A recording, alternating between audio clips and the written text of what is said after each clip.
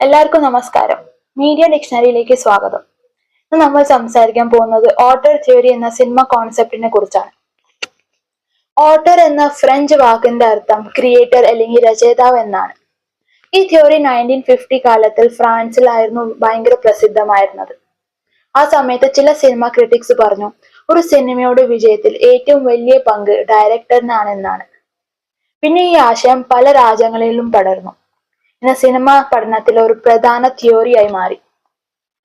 സിമ്പിളായി പറഞ്ഞ ഓട്ടർ തിയറി എന്ന് പറയുന്നത് ഒരു സിനിമയുടെ ഐഡന്റിറ്റി കൂടുതലായി ഡയറക്ടറിന്റെ സ്റ്റൈലിൽ നിന്ന് വരുന്നതാണ്. ഒരു ഡയറക്ടറിന്റെ പല സിനിമകൾ നമ്മൾ കണ്ടാൽ അവയിൽ ഒരു കോമൺ സ്റ്റൈല് കാണാൻ പറ്റും. ചിലർ എപ്പോഴും ഇമോഷണൽ സ്റ്റോറീസ് പറയും, ചിലർ ത്രില്ലർ അല്ലെങ്കിൽ സോഷ്യൽ ഇഷ്യൂസിനെ കുറിച്ചുള്ള സിനിമകൾ ചെയ്യും. പിന്നെ camera angles, music character, story telling രീതി എന്നിവയിൽ അവരുടെ ഒരു പേഴ്സണൽ ടച്ച് ഉണ്ടാകും. അതിനെയാണ് അവരുടെ സിഗ്നേച്ചർ സ്റ്റൈൽ എന്ന് പറയുന്നത്.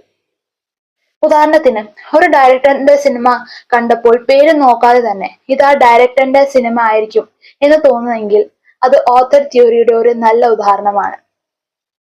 പക്ഷെ ഈ തിയറിനെ കുറിച്ച് എല്ലാവരും ഒരേ അഭിപ്രായം പറയുന്നില്ല. കാരണം ഒരു സിനിമ ഡയറക്ടർ മാത്രം ഉണ്ടാക്കുന്നതല്ല. അതിന്റെ പിന്നിൽ script writers, actors, cameraman, editor, music director, technician അങ്ങനെ ഒരുപാട് പേരുടെ പരിശ്രമവും ഉണ്ട്. അതുകൊണ്ട് ഒരു സിനിമയുടെ ക്രെഡിറ്റ് ഒരാളിന് മാത്രം കൊടുക്കാൻ പറ്റില്ല എന്നാണ് ചിലർ പറയുന്നത്. എന്നാലും ഈ തിയറി നമ്മളെ ഒരു ഡയറക്ടറിന്റെ ക്രിയേറ്റിവിറ്റിയും അവരുടെ സ്വന്തം സ്റ്റൈലും മനസ്സിലാക്കാൻ സഹായിക്കുന്നു.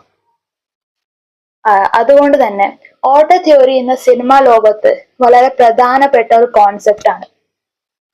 പിന്നെ അവസാനമായി പറഞ്ഞ ഓട്ടർ തിയറി എന്ന് പറയുന്നത് ഒരു സിനിമയെ മറ്റുള്ളതിൽ നിന്നും ഡിഫറെന്റ് ആക്കുന്ന അല്ലെങ്കിൽ ഡയറക്ടറിന്റെ സ്വന്തം കാഴ്ചപ്പാടും വെച്ച് അവരുടെ സ്റ്റൈലും എല്ലാം മാറ്റി മറിച്ചുള്ള ഒരു പ്രൊഡക്റ്റ് ആണെന്ന് നമുക്ക് പറയാം.